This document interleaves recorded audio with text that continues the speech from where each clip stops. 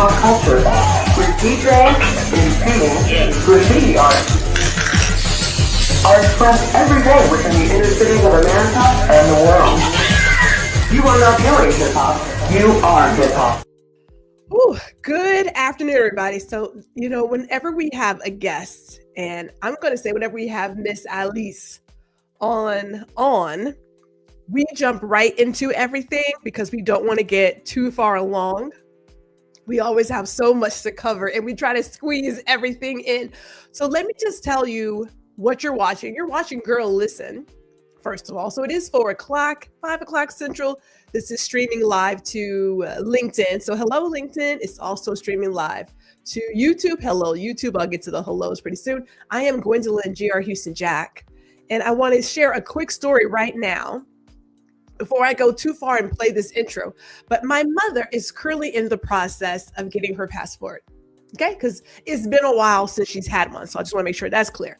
But in the midst of sending all her documents in, going in, making the appointment to get in, paying for a picture, paying for the application, all that stuff, there is a letter from the State Department that says, hey, your certificate from Texas, your certificate, it doesn't have enough information for us to give you a passport. So you need to get another certificate from Texas, this long form certificate, for us to continue your application. And I was like, wait, what? So we can be upset, we can be agitated. At the end of the day, they are not going to go forward with giving her a passport without this new certificate. Now, I don't want to take too much time to talk about how the state of Texas was telling us that it would take 20 to 25 business days to get this certificate. That's another conversation. But there are a lot of people right now who are talking about the Mega Act, the SAVE Act, and how having ID shouldn't be that hard and you got your documents. Well, my mother has her original documents. And the State Department said, yeah, we won't accept these documents to give you a passport. So we're going to have this chat today about these bills that are being pushed. One has already passed the House. I'm going to play the intro. We're going to bring on our guest and get right into it.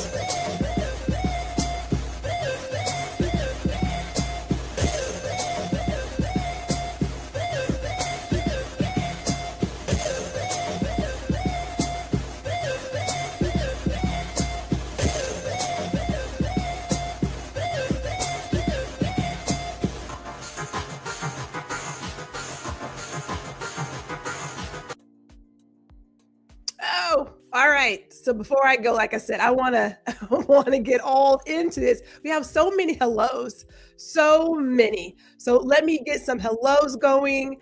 I will get Miss Alieze here as soon as possible. Jazzy's here. I was like, wait, how'd you get here before my mama? My mama's slipping. I don't know what's going on. Tanya is here. Good afternoon, good evening if you're on the East Coast. Yes, my mother is here. She says, I had to just then grab my tea. Okay, I get it. So you're here and we appreciate you being here. Of course, we have Miss Alieze here. Letta is here also.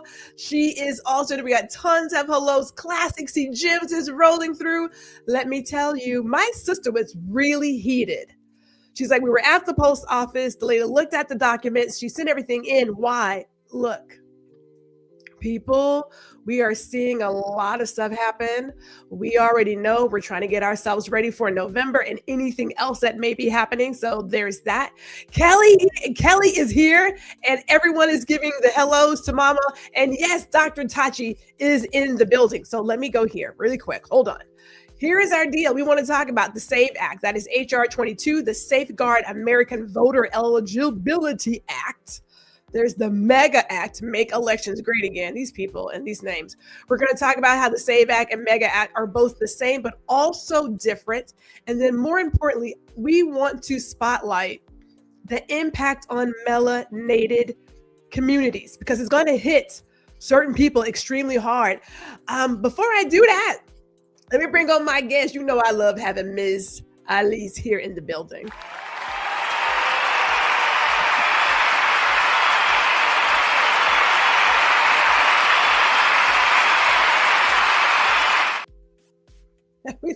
We love a lot of applause. We love the applause. Yes. Good evening. Good evening, Ms. Alieze. How are you? I'm doing well. Good evening to you, Gwendolyn, and to everyone that's in the chat. We have a lot to cover, but I don't want to not let people connect with you. So really quick, you can find Ms. Alieze on Instagram.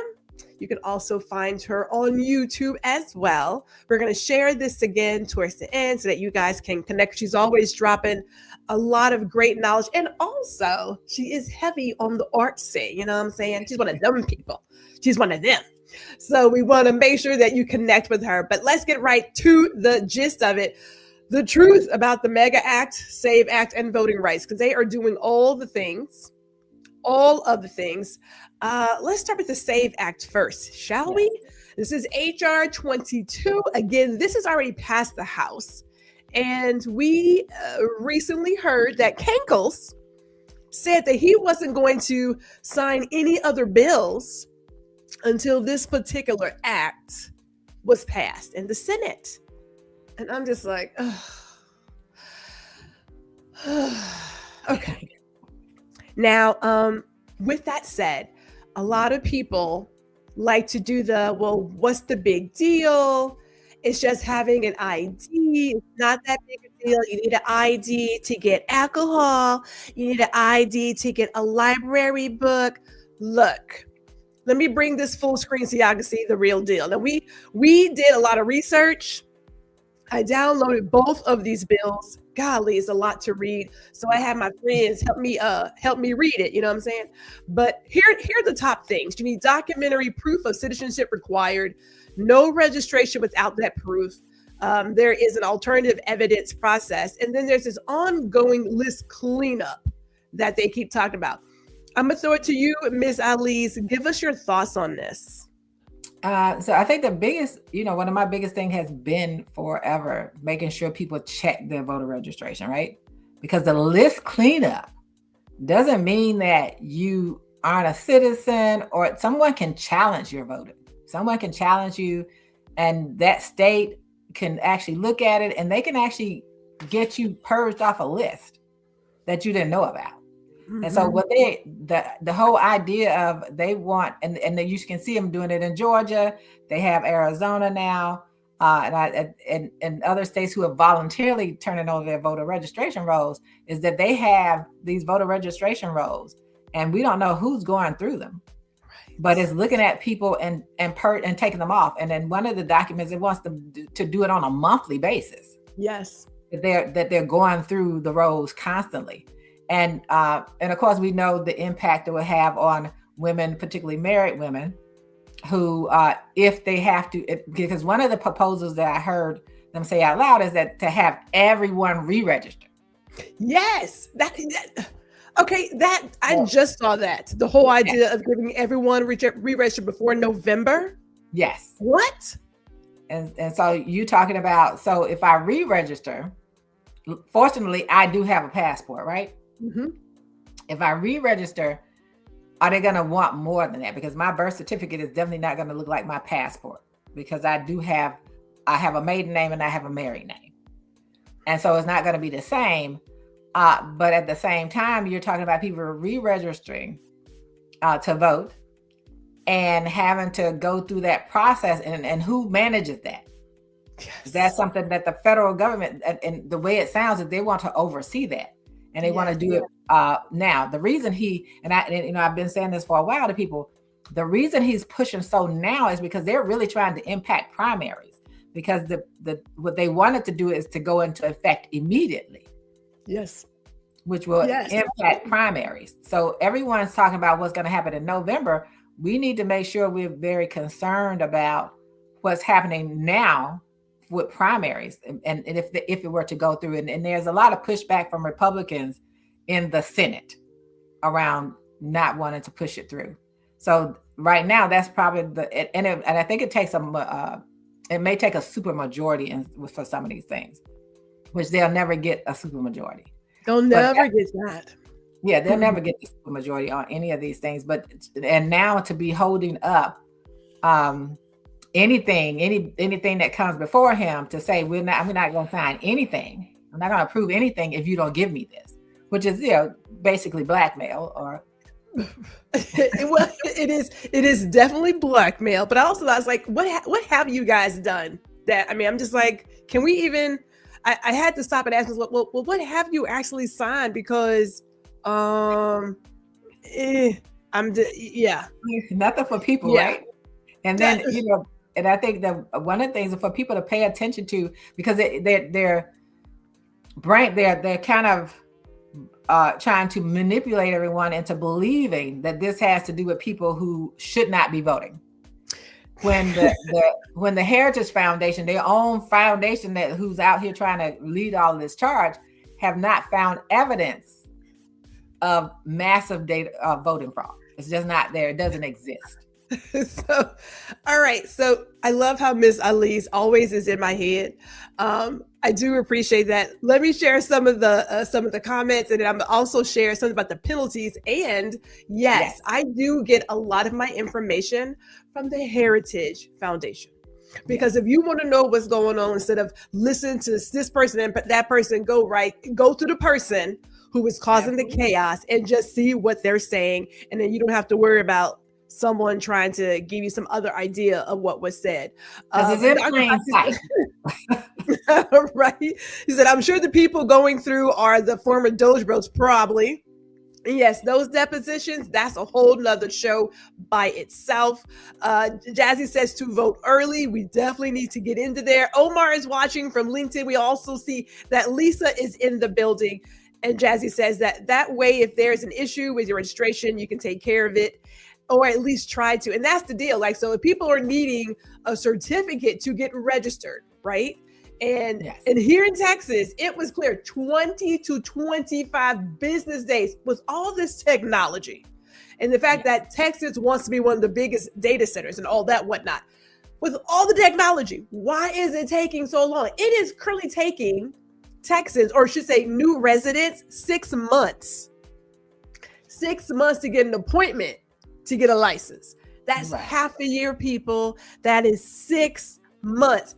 Half of the year to get an appointment to get your license. What in the world is going on? Crazy.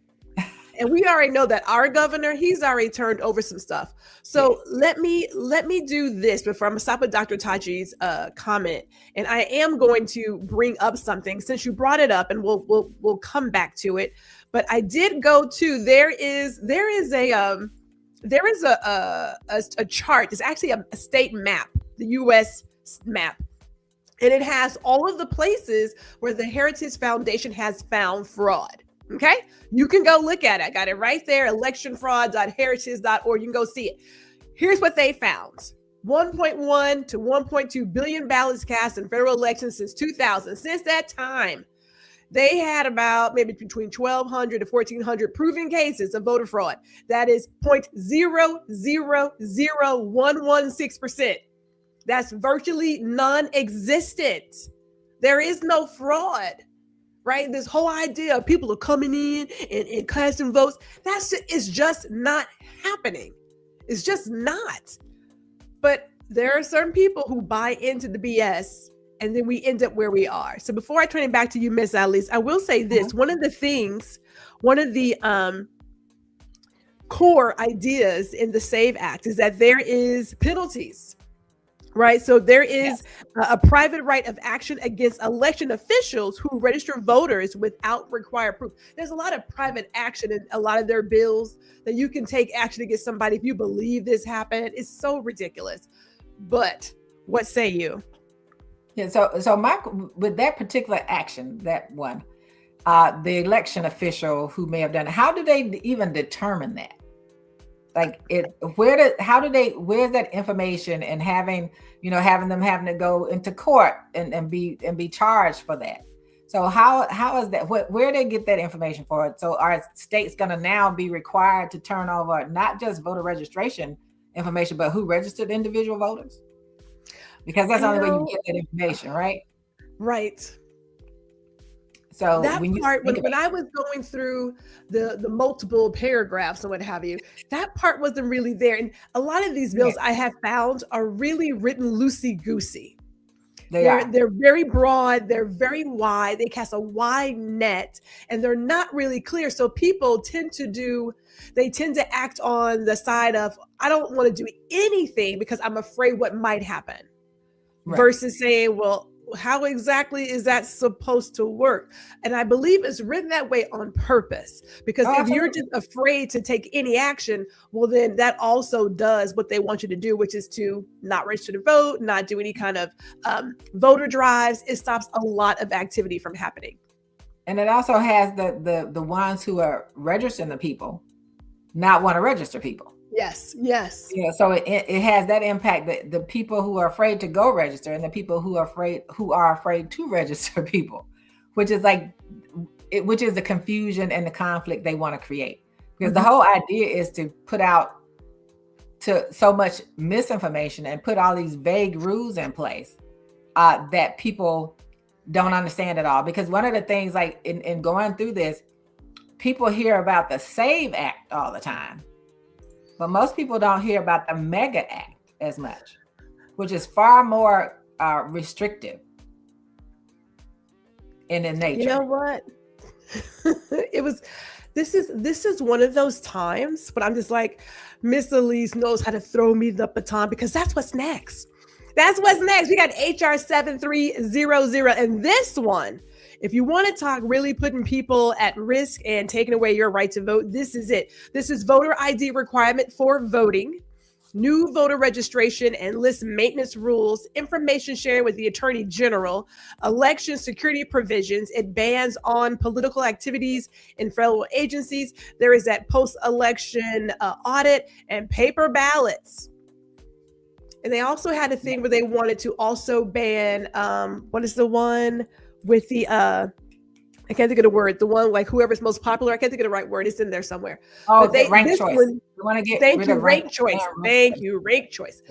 Rank choice voting. This one is the one that people should also really put their eyes on, because this does far more damage than just the SAVE Act. This is that one. When we talk about requiring requirements for voting, and I want to read this: voters must present a valid physical photo ID to cast a ballot in federal elections in person, with specific rules for absentee. We talk about the new voter registration, and I guess, let me not guess, that valid ID, yeah, that's a passport and a certificate with the ID. Like, they're very clear in saying that you need a passport. Yeah, and we know that sucker's pricey. Yeah, it's like, and half of America does not have a passport right now. Yeah, because I think it's like the people are saying it's like $180 right now to get a passport. But a lot of what's interesting, and which is one of the things, one of the reasons that some of the Republicans don't want to do it, they know that a large percentage of their constituents don't have passports. Some of them can't find their birth certificates. The birth certificate, like, we make this assumption that having your documents is so easy. There are people who don't have their birth certificates. If you've been in any kind of natural disaster, you may have lost some of those things. We take a lot of stuff for granted. Yes. A lot. And we just assume that we are not the person they're talking about until it literally gets us right in the face. Something else on there is that election security provision, which says that it requires citizenship identifiers on driver's license IDs, requires courts to notify election officials when people are excused from jury duty for being non-citizens, and then mandates reports on foreign and domestic threats and preservation of election records. None of this stuff is happening. When you start talking about jury duty, like you're excused for non-citizenship, that's an interesting one, because I don't know how many non-citizens are actually receiving jury duty summonses. Because you have to be like, you're in a certain category of people to get them. At least they are in DC. Yes. I don't know about other states. It's like a role. It's like I don't know what they do in other states, but I know in DC you on that list, and a Stallworth household gets called every 6 months, which is crazy. But when you were talking about the birth certificate and your mother's birth certificate specifically, my first birth certificate that I had in my possession personally was the size of a postcard. It was the size of a postcard. I then wanted the long, I sent years ago for my long form, but it was the size of a postcard. And so there are people like myself who have birth certificates that are the size of a postcard, which if you use that today, they would say, yeah, I'm not so sure this is valid. It's like, what are you talking about? Wait, I'm sorry, what? So again, there are people right now who more than likely have their original certificate. They're going to go in thinking, I have nothing to worry about, and then be turned away. Before I get to the comments, let me go over one last thing, and that's the paper ballots. Yes. They require paper ballots for federal elections. They limit who can possess mail-in ballots and how many. They abolish universal vote by mail for federal elections. It bans ranked choice voting in federal general elections, and it adds a barcode tracking and stricter rules for receiving, processing, and counting absentee and mail ballots. Yes. We haven't had any issue with mail ballots. And so, one of the issues is so we have relatives in Texas, right? Texas has it takes forever for them to get something that we send to them. Like, I don't know if Texas is testing slowing down mail or not. So that when you think about with the mail-in ballots, they're now saying it has to be postmarked by the election day. They've also, the Postmaster General has slowed down mail workers because they're no longer getting any overtime or allowed to go past their time to sort the mail. And then, your postmark has to be on there. So when it's postmarked. And one of the things that came out in the last election is some of these states that when they were trying to say about the quote unquote fraud part and what they were doing about adding the votes, some of the states that were doing that were Republican states. Yes. They were not counting those ballots until the day after the election. They weren't counting them as they got them in. They waited until after the election to count them. And so it created that, and it wasn't states that are traditionally blue that was having a problem. There were red states who said we're not going to count them till after that. And so, you talk about the mail-in ballot, and we also have to talk about, now is everything, they want you to register and do everything in person. In person. They want you to do everything in person. So you have to be real careful about that. And I know with California, because they had like universal mail-in ballots where everybody gets a mail-in ballot. And so I'm sure they're looking at those places and states where they do that. At one point, particularly during the pandemic, DC started getting them. And so, and then even now, when we talk about states and everything, so they said there are like 12 or 14 states that don't require certain types of ID, but there is something that people have to go through. And they said DC was included in that, which is interesting because every time I vote, I have to show an ID. And I had to show it the entire time I've been in DC. So that was interesting. That don't make sense. Yeah. I know in Texas, we always have to show an ID. We either show our ID or our voter registration card, but something's always required. Okay. Let me get to the comments because we have we got a lot of comments in here. Let me get to the comments. Okay, so Dr. Tachi says the only voter fraud has been committed by them. They always accuse other people of what they actually want to do. Every time they talk about something, somebody comes out from that party who is found guilty of doing what they have accused someone else of doing. The projection is crazy. Like you guys, it's insane how they do it time and time again. Jazz says that's 0.00000. I think I got all the zeros at a 4. Which is literally 1,000 people over the past, I believe, 35 years. 35 years. It does not exist. It's just not happening. Yes, go to the source. Yes, go to your sources, people. Always. If you've ever done debate, that's how you do it. You go to the source and you use what they have against them. That's what you do. Absolutely. Hot Wheels is an absolute disgrace, just like on the Klan. I call them the Satans. Usually they send you the card in the mail showing proof of registration, and it has location and district listed, etc. on the card. Yeah. Like I said, we're in Texas. Our governor is, He's given over everything. I mean, the stuff that's happening here, I just want so badly for Texas voters to get off of their duff and get involved. The last time we had a Democratic Governor Ann Richards, was when I was coming out of high school. So like what, 94, 95?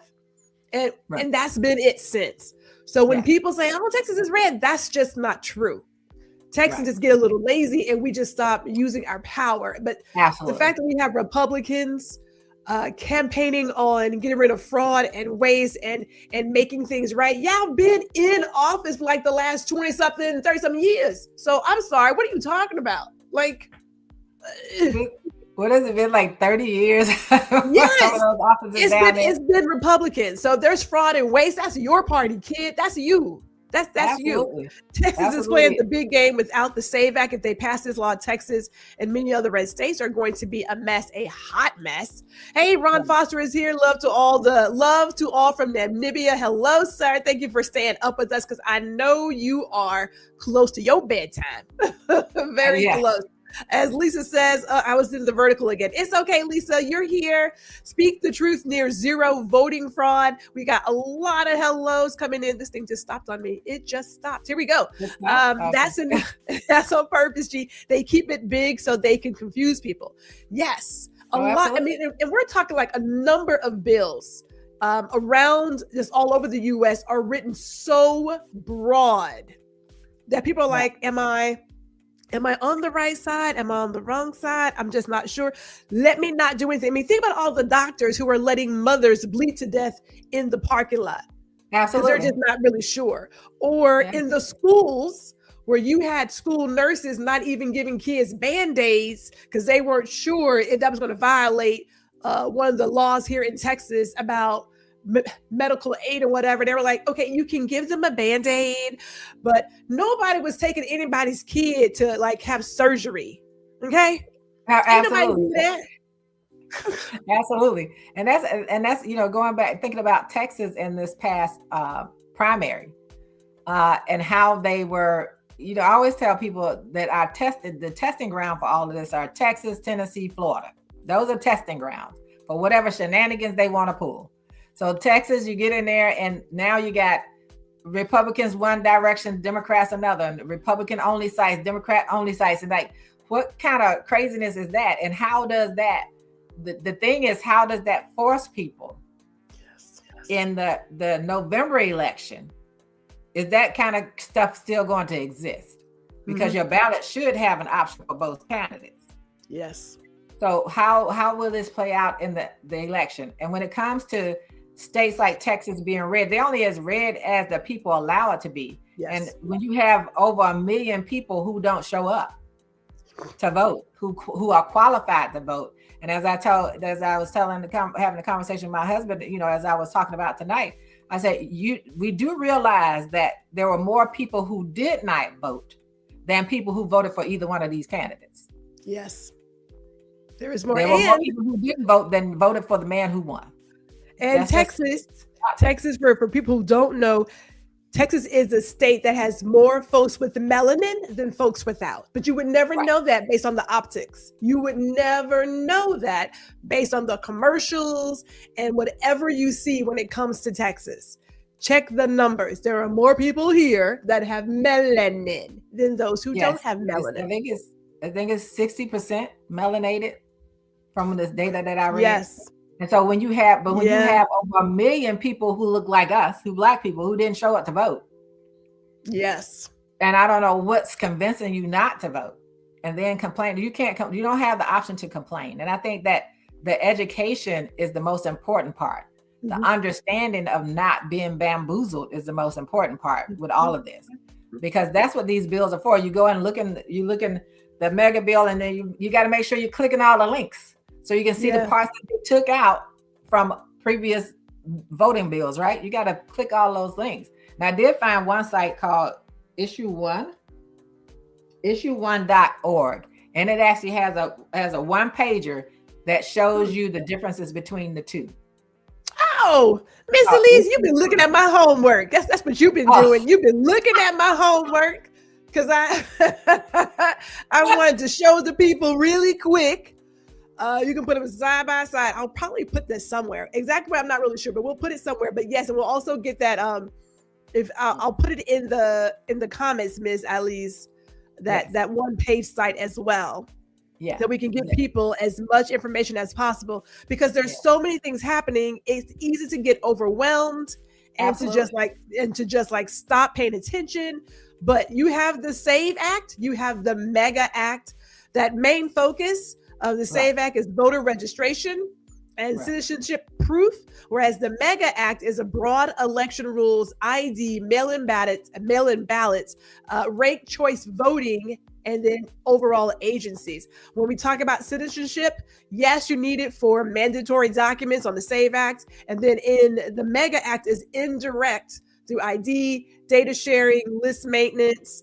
You need a photo ID to vote. Not the core feature of the SAVE Act, but it is a requirement for the MEGA Act. The MEGA Act, yes. That voter roll cleanup, yes, that's an ongoing removal of non-citizens. But on the MEGA side is a broad list of maintenance rules. It almost feels like they have a quota for how many people they can take off per month, if you ask me. Mail-in voting limits, not central on the SAVE Act, but on the MEGA Act, strong limits, and it bans universal vote by mail. Ranked choice voting, nothing on the SAVE Act, but on the MEGA Act, it bans it in federal general elections. And we'll talk about that impact really quick. We're going to get into how it impacts our communities. Federal agency, political activity, not addressed in the SAVE Act, restricted on the MEGA Act. And then the enforcement tools, private lawsuits, and criminal penalties on the SAVE Act. And then on the MEGA side, civil enforcement, private action, federal oversight. And let me just say this really quick. These people who claim to be the good people who want to go out and enforce rules. What was it called? Citizens arrest. Let me tell you. Yes, citizens arrest. And I think about the Burbs. Citizens arrest. Citizens arrest. You're going to get yourself hurt. Absolutely. Look, you got too many people right now who want to quickly call the police and make some sort of claim. It's like, you just need to mind your business. To a certain degree, you do. Now, when there are real crimes happening, people are silent. Absolutely. Super silent. Yeah, absolutely. When we have things that have nothing to do with you all of a sudden, and do you belong in this building? Do you live here? Is this your house? Look. You don't look like you belong here. Let me not even. They have the one part in here that says ineligible voters. This is on the MEGA one. Ineligible voters who are purged from the voting rolls will be publicly available lists. Those lists would be public. What? Yes, that's in MEGA. And so the little sheet that they give, this is like, because people, you know how people are lazy. Yes. The issue 1 looks like this. It has this X's so they can see the difference. So they for the ones that don't want to read all of the material, this is how it looks. It's real simple for you. So if you have people you want to try to help educate and show them what they're proposing, this is a nice place to do it, because too many people are lazy with reading. Yeah. And if you don't want to read, you're gonna have to figure it out. They need to know something. They need to know. Before I get to these comments, let me sum that up, and again, I'll get that site from you, Ms. Alieze. We can put that in the comments. Right. Some of the choke points that was given from the research was that the SAVE Act is going to get you at registration. So if you don't have the right documents, you can't register to vote. So if you're a young person, maybe you're an older person who's like, I need to get up and do something, and you don't have those documents, you never get there. Whereas the MEGA Act is going to get you both on registration and voting, because you need your photo ID, plus you have to have all these other documents in place. And there is the maintenance and the mail-in ballots. So they are looking for multiple ways to disenfranchise people before you even get to the place of, can I get in there and vote? Yeah. Before we move on, we got so many comments here. If you know that you can't win without playing reindeer games, doesn't that point to your mediocrity? Never mind. The mediocre can never think on such a deep level. Look. It is amateur night at the Apollo. I mean, there's so many things going on.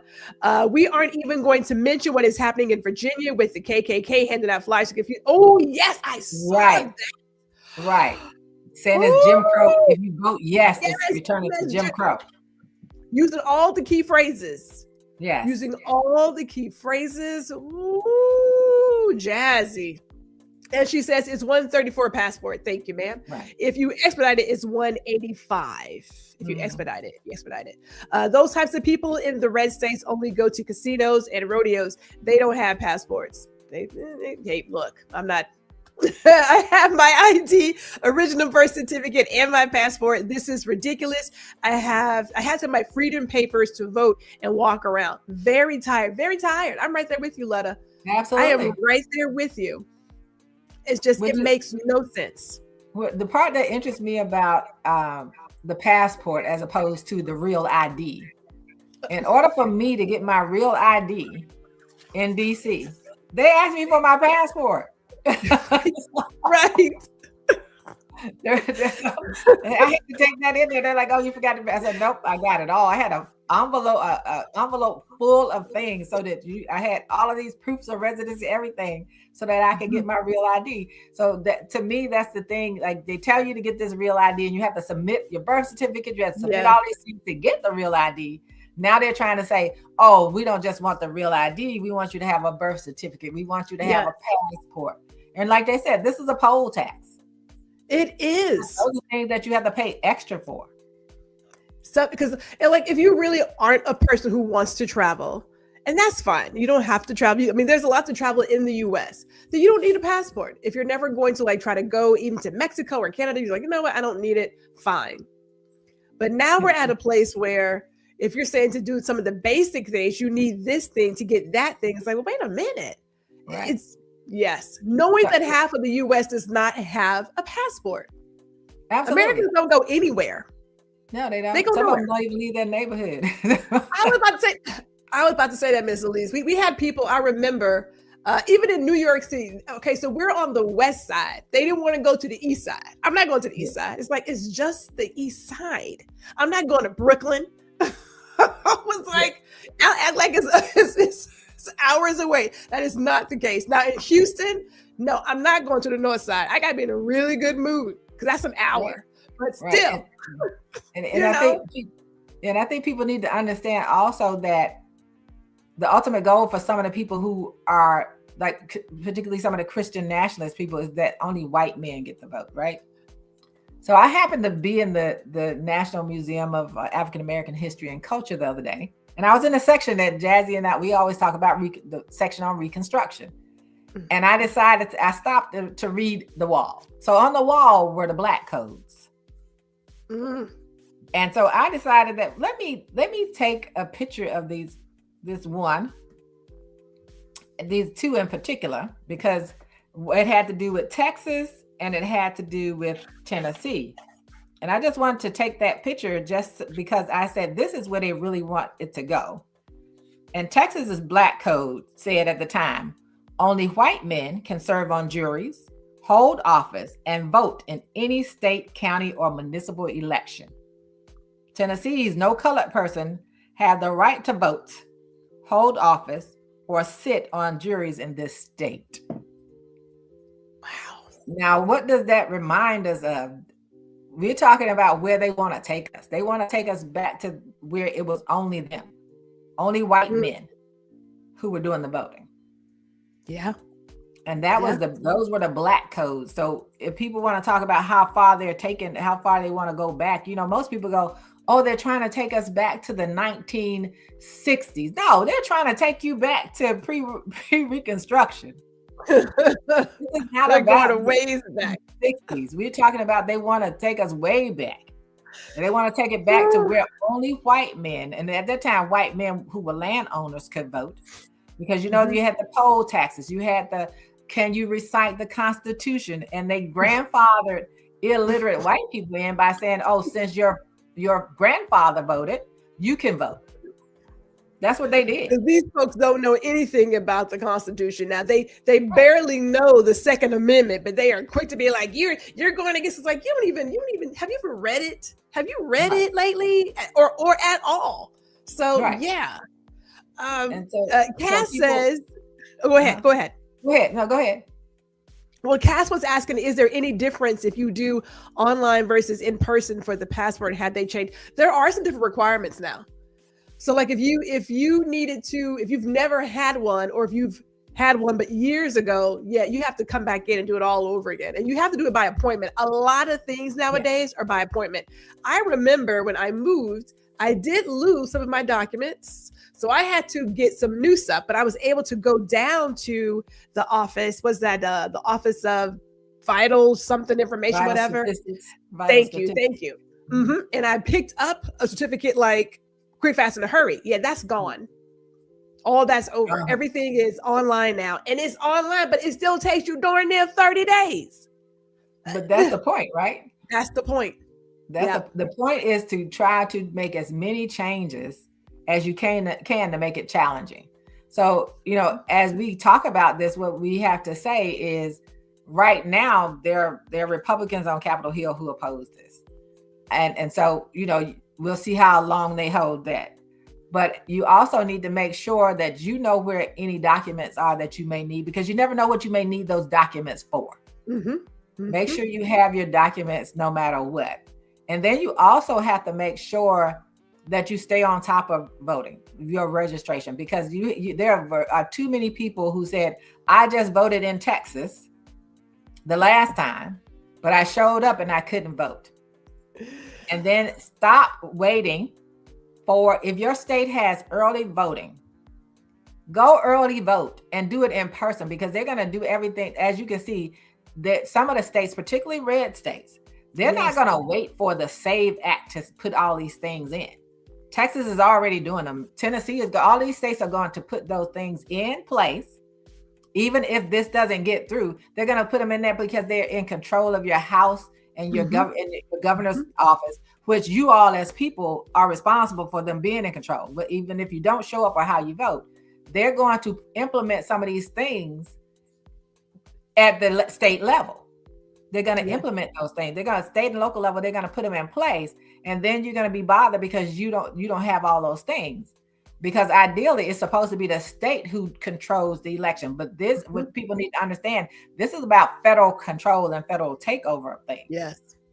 And so as you go through it, make sure you're doing that and don't miss days, and don't end up like the woman. I was so irritated and frustrated with the woman in Dallas crying. Don't cry, because you had all of that time to have that you could have voted early. Yeah, there's a change. There is a need for change in behavior. As Lisa said, there are 1 million Blacks in Harris County, but only 189,000 voted. People, in my opinion, people do not understand the importance of, one, every single election, but then two, the primaries. People think, well, I only vote every 4 years for federal. It's like there are so many things happening.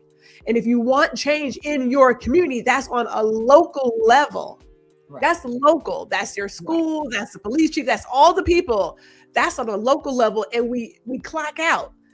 How do we get our community to get involved again? That's a different conversation for a different day with a different cocktail. Right now, I'm only drinking ginger beer, Lisa. So I don't have it tonight.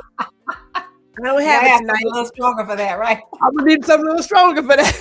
Because we have to find, like, I recall my parents, my father, my mother, when we still had newspapers, we sat at the table and we went over what was up for election, like who was up for election, what resolution, what bills, what was the plus, what was the minus. But if that's not modeled for you, how do you ever get into it? And if you remove a civics class from schools, how do you tell young people that, hey, you need to get involved in your community at a very early age? How do you do that? Because I got it when I was in junior high. No, high school. Junior high, I had junior achievement volunteers. By high school, we were already in. So, like I said, I spent my junior summer going into senior year with junior statesmen. I was going to be in politics. But when you start doing that early with young people, you get them excited and you get them engaged to be active in their community. And when you remove that, then people are like, so what's the point? And let's also add to that, and we'll have to put a pin in this, but when you have other people who look like you, who tell you there's no need to do anything, mind you, they are raking in millions Absolutely. To tell you that. they're regular in time. But going back to a point that you made about the midterms, one of the things that really has them trying to push all this stuff through right now is because they understand that more people are more aware of the importance of midterms. And not in the past. And most people don't even understand it because we spend so much time talking about every 4 years. We don't even talk about the fact that the House of Representatives comes up every 2 years. Yes. And that there are constantly elections, special elections. There are tons of special elections that are taking place now. And elections in your state and local government take place almost every year. The president comes up every 4 years. Senators, which is the other part of the Congress, comes up every 6 years. They rotate on 6-year schedules. So that depends on when they were elected in that state. There will be some there. I think there quite a few of them. Some are leaving the Senate this year. And so there are quite a few Senate elections this year, as well as all of the House of Representatives. Yes. And you need to show up for your primaries. And Jazzy said people don't realize how important the primaries are, because the primary is a place that you need to go so that the candidate that you're rooting for and will hope to be there is actually on the ballot come November. So don't sit at home and say, oh yeah, I hope they get there, and you didn't vote. You have to go vote so they get in there. DC is doing ranked choice voting for the first time this year. And I'm like, I don't want to do that, but anyway, they voted for it. So hey, look, I know who I voted when it came to our senator. And I know people are like, well, we need y'all to get on board. I'm going to be a real hot and salty for a while. Like there's some work that needs to be done over here, but let me not go there. Yeah, I'm not even, because Black women, we always, it's just, and that whole deal of, well, let's just get past it. I'm not past it, not even close. So we talked about this earlier about the voter fraud that doesn't really exist, but I just want to go through that slide so you guys can see it. But let's talk about our communities, because this does impact us in a number of ways. And I didn't put down everything, but I did put down some stuff. Number one, as we just mentioned, those documents do hit us harder. People change their names a lot through marriage, cultural naming. There's a lower access to a certified birth certificate. Again, my mother had hers, and they were like, yeah, that's not good enough. There's also a highly likelihood of mismatch records due to clerical errors and that anglicized spellings. Let me tell you, my middle name was not spelled correctly on my birth certificate, but I've adopted it since then. But there's a lot of names that are not spelled correctly on certificates or have been adjusted by somebody who didn't understand. Yeah, and we have older relatives who were delivered by midwives and who were responsible for getting the documents so they could get the birth certificates done.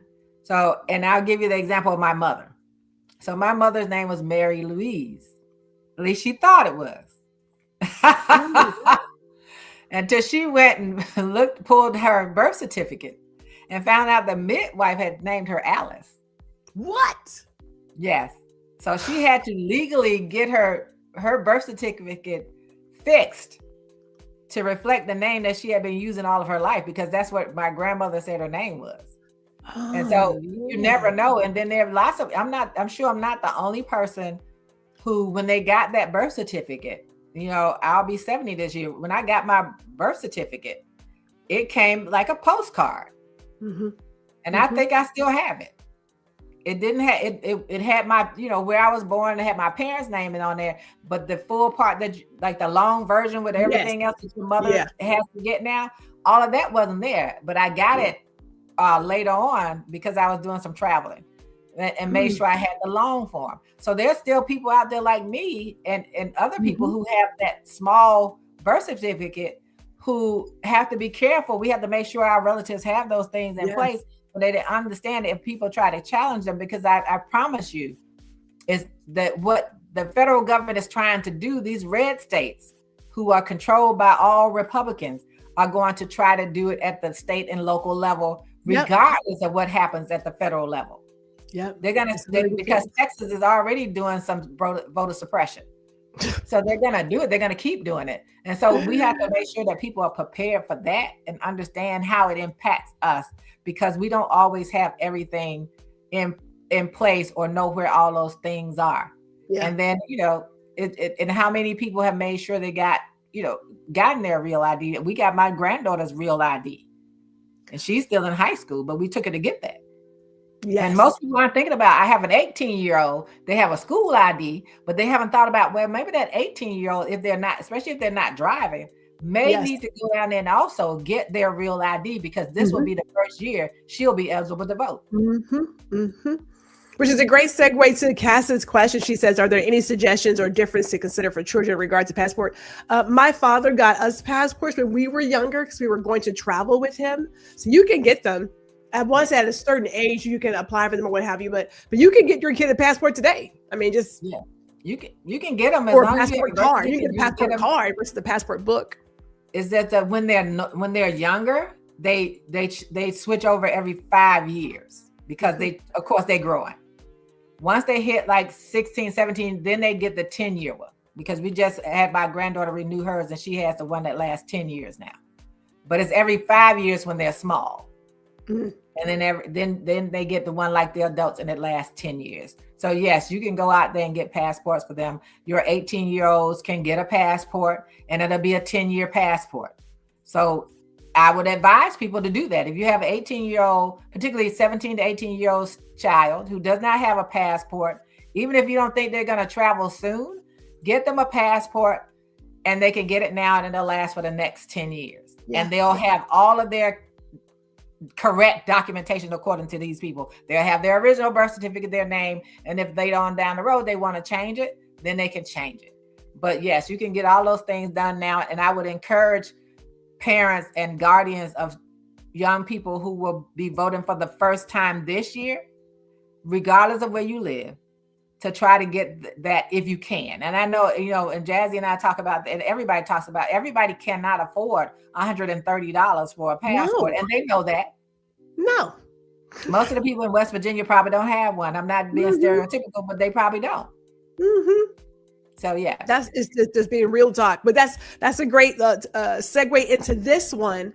When we talk about how else are we going to be impacted, it's a roll purge. The roll purge is another one when they look for, have you been on any jury duties, looking at the DHA's databases, state ID, the vital records.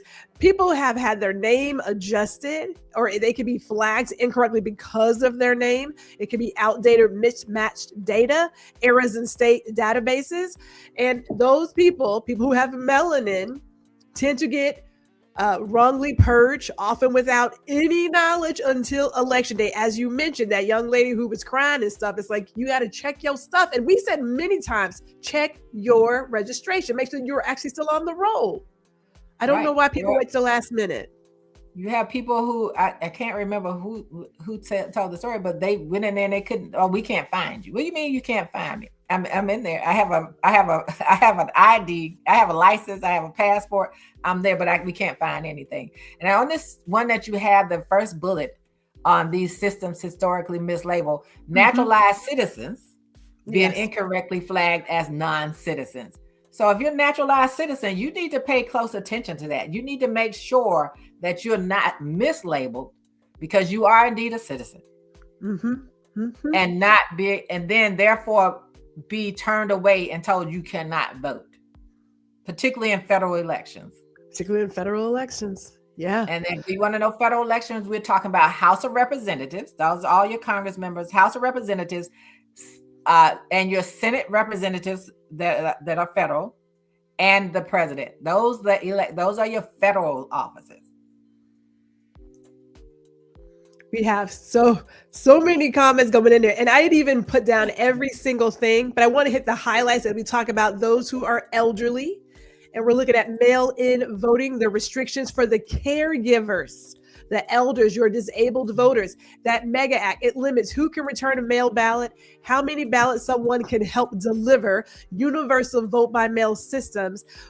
Black people, let me not say Black people, Black women do a lot of caregiving. That's children, elders, disabled family members. There's a lot of people who rely on community ballot assistance. A lot of folks live in transportation deserts. And Black and brown elders often depend on mail-in voting for mobility reasons. Let's just say, if that was to pass, that's a lot of folks who are going to be disenfranchised. And they know that. They know that. Yeah, we have to talk about that bullet where you have many live in transportation deserts. Mm-hmm. And we're talking like DC has lots of transportation, but their communities. I know Jazzy talked about where her mother lived when she was in Arkansas and how far the polling place was from where she lived. And how, and they move our polling places. They moved them in Georgia. They did all those things. So people had to go further out to find those polling places. If those people don't have a way to get there, a lot of them aren't even going to go vote. So sometimes it's not that in some cases they're not voting because they can't get to where they moved the polling place. Where in these suburban white communities, they can just walk in and vote, where you have a long line because they reduced the number of sites and then people can't go to the sites. Mm-hmm. So some of them are the transportation issues that's keeping people from going to voting. When my polling place is 20 miles away. Yes. That's a long way when you're living in some of these rural communities. Yeah. So that transportation is a big issue. And that's where the busing back in the day came in handy. And I always tell people, I said, Marion Barry was one of the best politicians I knew. That man on election day, he had buses that went to communities that made sure people got to their polling places. And that was in DC. Yeah. And that's like these kinds of, this is the time where people really do need to get back to a sense of community. I know that a lot of us are like, I'm not so sure about that person. I'm not sure about that. At the end of the day, if we want some change, you're going to have to put something on the line. And that is, I'm going to be a little vulnerable, help people out so that we can all get something better on the other end. That's it. It's just something has to happen. Let me read at least one of these comments I just picked on here. She said, yes, my mother's communion name is not on her birth certificate, but that's been her name since she's made communion. So that has been an issue for her getting a proper ID. She's not the only one. And Letta also mentioned she needs to get her long form to get her passport. Mm-hmm. So 'tis the season to get all of your documents in order. I know that money's not easy to come by. I'm not even gonna lie like that. But my husband and I were saying, people need to just go ahead and now that you know what it is, you are peeping game. Right. Let's all play. Talk to your loved ones, figure it out, do a pool, and everybody takes the time to get it. But now that we know, let's get ahead of it because now we know. As Ron says, everyone. Go ahead. Why is I'm sorry, my husband, he know darn well I'm online. Now he know that. Oh my God. He's like, you should hang up on me. Everyone needs a passport in case they have to leave this country. Help your loved ones get theirs. You know what? Let me say this really quick. And thank you, Ron, for saying that. And this is that two divides that are happening here in this country, if I may. There are a small bit of people who already have a passport, who travel, who would even think about leaving. The majority of your American citizens are going to be in this pot. We're in the bucket. It's boiling, right? So in my head, could I possibly leave? Could me and my husband possibly leave? Yeah, we got grandkids here. We have kids here. They're not going anywhere. Right. Those kids aren't going. So I come from a place of knowing that I'm not going to be the one to leave, to run. I'm like, I'm going to get in these trenches and figure this out, because that's the majority. The majority of us are not leaving this place. It's just not going to happen. Even if you really said, okay, what am I going to do? There's going to be a place where some of us going to have to fight for something. Yeah. And a large part of our communities can't afford to go anyplace. We talk about everyone getting a passport. A lot of people are struggling just to get food. A passport costs $130 if they don't have, and on top of that, if you don't have your birth certificate, you have to pay for that. It may not be $100, but you have to pay for that. That's the vital statistics is not printing that out free for you. Yeah. And then I think it was $22 in Texas. Yes, $22 here. So if you got $22 and it's $130 for the passport, so we already up to $152, right? So who a lot of people don't have that. They're trying to find a 22 just to eat tonight. And then talk about leaving the country. They don't have the, I always tell y'all about parable of talents. People didn't have the wherewithal. They didn't have the funds to leave the country. Where are you going to walk to? Like, you walk across they already offending Mexico and Canada. They got to let us just walk over the border either. It's like, where are we going? Really think about that. People don't have those resources. And I think the biggest thing that we have to think about is that no matter what we are, we are a connected community. Yes. The problem that we have is that individualism has caused us to be as splintered as we are. Yes. And I'm not saying that we're a monolith, but we are our community. And if we think, oh, I'm gonna get my stuff and leave, then I've left 50 people. I left most of my family here, if that's the case, because my siblings, I know my sisters don't have passports. Yeah. I know they don't for a fact. And I know that I have nephews and nieces who don't have them. So it's not that they all have them, they just don't have them. Yeah, like my brother, he doesn't have his passport. He has 4 sons. 4. Okay? So let's just say 5 people you need to get passports for. Right. Like that's not, look. Hey, Kimmy is here. Yes, you can check out the replay. You can check it out. We have a little bit more to go here in terms of how the community is impacted. Yes. So if I may, right here, when we talk about, we were just saying it's the economic inequality. Those strict voter ID rules, you're talking about low-income Black and brown voters, people without stable housing, students, elders who never had formal IDs, people whose IDs don't match their current name. A lot of those are melanated voters, and that will stop them from casting a ballot because, look, they're eligible, but the cost is crazy. Yes. That cost is insane. It's insane. So Jazzy was asking, she was going to call you. She probably will still call you about how you feel about ranked choice voting, but well, like the important part of we just went to have the conversation because our primaries are coming up in June. And I understand the thought behind it, right? But I was asking, with the conversation I was having with my husband was, if you look at the state of California, they're concerned now because there's so many Democrats running for governor. So, and they had this issue out in will it forces these runoffs? Their concern is, will it, because you're doing ranked choices, because the Democrats are watering things down so much, will there be Democrats who meet the threshold to even get to a runoff when you have 8 to 9 people running? So that's where the issue comes in. It's will they meet the threshold to even get to a runoff? And if there's a runoff, will it just be Republicans in the runoff? Got it. Okay. Because there's so many of them. So, and that's the question we did not get to ask the other night, to find out when we do it, is everyone who's running for mayor going to be on there? And the ranked choice decides who is in there, because we can't naturally just assume that it's going to automatically be Democrats. If everyone is on one sheet and you just ranking everyone, and that's the concern they have in California, is like it's so many Democrats running for governor out there in the primaries that there could feasibly be no Democrats running at the end of the day, because they have so watered down and they haven't met the threshold for even a runoff. I never considered that. Oh, I never considered that. Okay. All right. Yeah, so that's what we're waiting to see, is how the document actually looks. Like it tells you have 5, you can rank 5 people. But I think it may be maybe 10 people running for mayor in DC. And so what happens with how that works? So they only showing you the simple way. And so we needed to ask the question, because I thought about it because of the concerns that the people have in California about ranked choice right now, and all of the Democrats were running.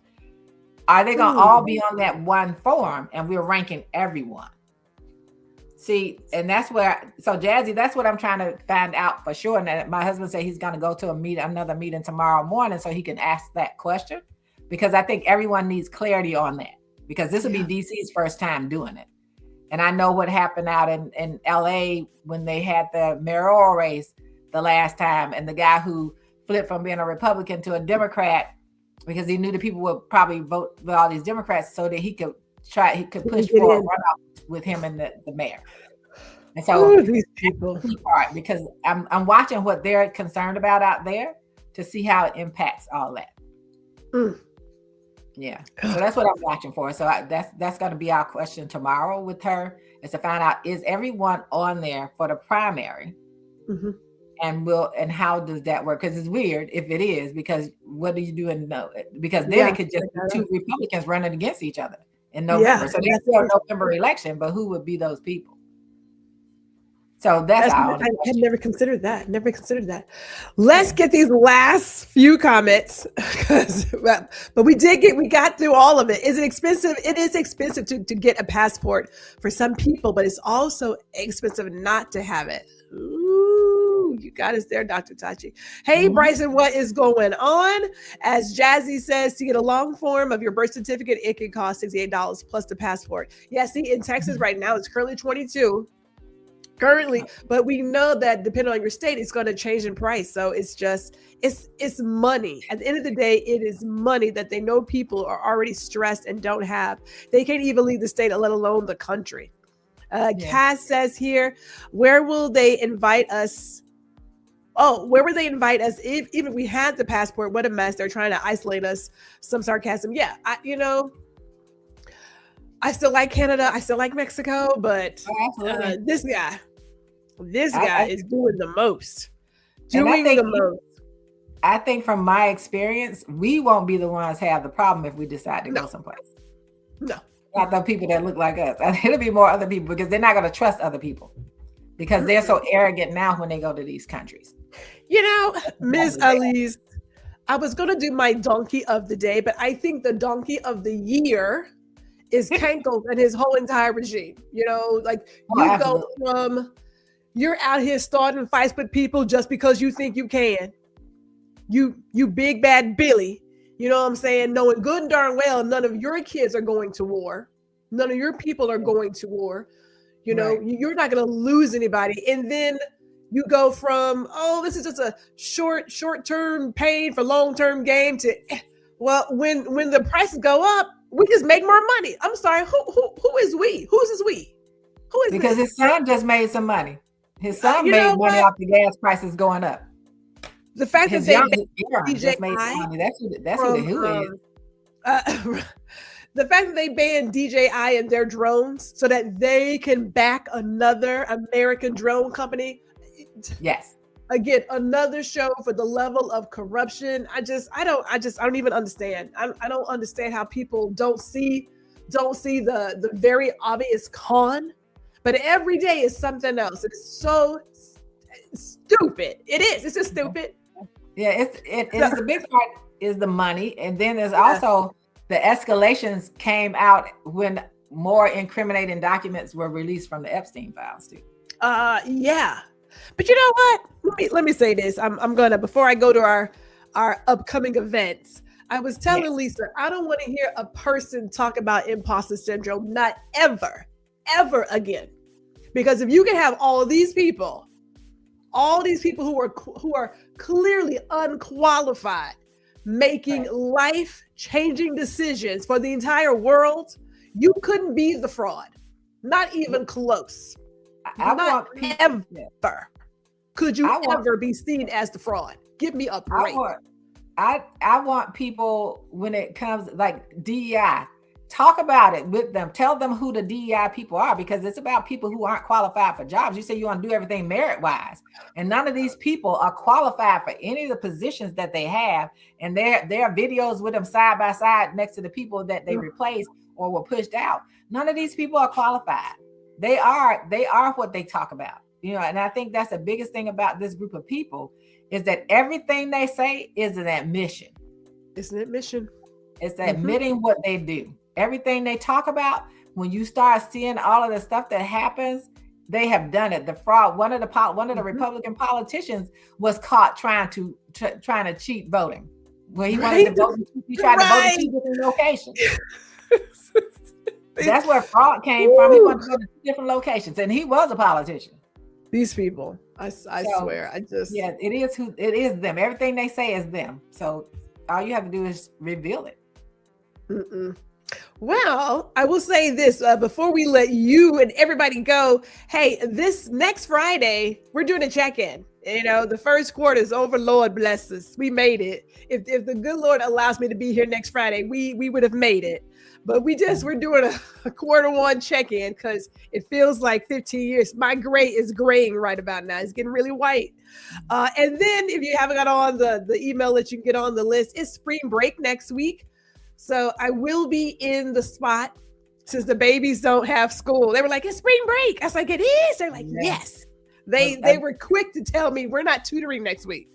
I was like, okay, my bad. Lisa kind of answered for the question on ranked choice voting. She said they separated. I'm assuming separated for primary, and then did they rank them in the November election? Is that where they ranked them? Is that where they rank them, Lisa? If you want to share some more details, how they rank them. You want to share some more details with us? Cass says here, I may have to start using my YouTube page. My other platform doesn't sound when I try to listen. Glad I caught you all here. Hey, we are here. Ms. Alieze, as I said before, let me get your details up right quick before we let the people go about their Friday evening, their Friday. There it is. I was like, where did I put it? I put it here somewhere. Here we go. Let me put it up here. Yes, you can connect with Ms. Alieze on Instagram. And you can also connect with her on YouTube as well. And we are always grateful for having those who have, some really valid and reliable information to share it here with us. So thank you, Ms. Alieze, again, for giving us your time. I'm always appreciative of any time you share with me and my community, our community. Always appreciate being asked, invited. Always great to have you here. And so everybody, don't leave because I know you good for leaving, Ms. Alieze. Everybody, I'm not gonna leave. she'd be gone, but she'd be like, deuces. Thank you all for tuning in. If you're watching the replay, thank you for watching the replay as well. Please do your due diligence. I didn't get that link. I'm going to get it from Ms. Alieze afterwards. I'll put it in the comments and also in the description. So if you want the one page to get all the details, then we will get those details to you. So I'm going to add that in there. But please take care of you. Enjoy your loved ones. Hug somebody. Stay connected. Make sure you take care of yourself. Meditate. Do all the things. And if the Lord is willing, I will be here next Friday.